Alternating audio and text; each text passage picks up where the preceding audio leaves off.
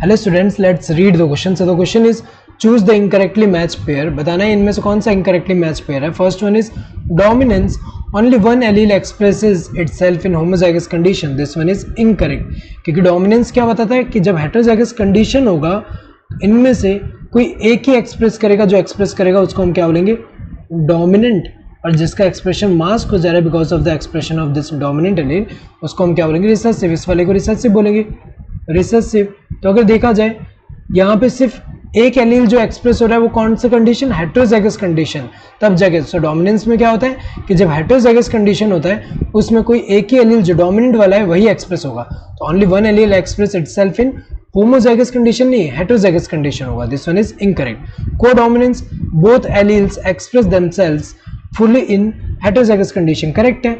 Codominance कब बोलते हैं? जब यहाँ पे जब हेटेरोजाइगस कंडीशन में होंगे एलील आई ए आई बी. जैसे ब्लड ग्रुप का एग्जांपल है तो यहाँ पे दो डिफरेंट एलील अगर प्रेजेंट है, ये दोनों जो है ये दोनों अगर इक्वली एक्सप्रेस होंगे तो ये दोनों एक्सप्रेशन शो करेंगे. तो ए बी ब्लड ग्रुप आ रहा है तो दोनों इक्वली जब एक्सप्रेस होंगे तो उसको कोडोमिनेंस बोलते हैं. तो एक तरह से एक्सेप्शन हुआ डोमिनेंस का, क्योंकि यहाँ पे क्या हो रहा है? डोमिनेंस में एक ही एक्सप्रेस हो रहा है, जबकि यहाँ पे क्या है? दोनों इक्वली एक्सप्रेस हो रहे हैं. और इक्वली एक्सप्रेस होने की वजह से जैसे आरबीसी है, आरबीसी के मेम्ब्रेन पे दोनों एंटीजन एक्सप्रेस हो रहे हैं, ए एंड बी दोनों.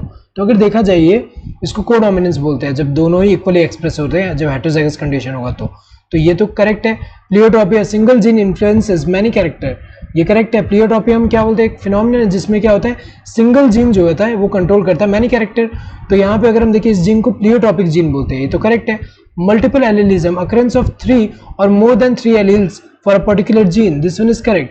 जैसे एग्जांपल अगर हम देखें, जैसे आरबीसी में जो एंटीजन यहाँ पे प्रेजेंट हो रहे हैं, यहाँ रिप्रेजेंट हो रहे हैं, तो वो एंटीजन जो है उसको कोड करने वाला आई जीन है. तो आई जीन के अगर हम देखें डिफरेंट फॉर्म है, आई ए, आई B and small I.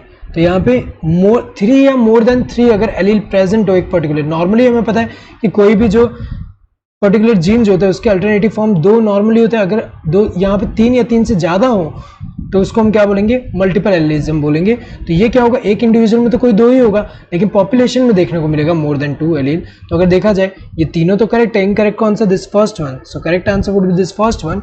Hope you understood the question. Thank you and all the